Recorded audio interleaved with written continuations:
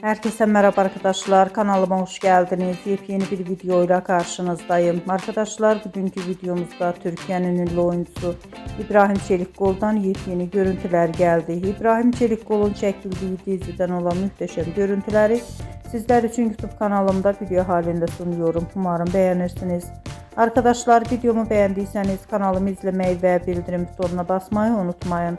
Şimdilik benden bu kadar olsun. Yeni videomuzda görüşmek üzere. Hoşça kalın.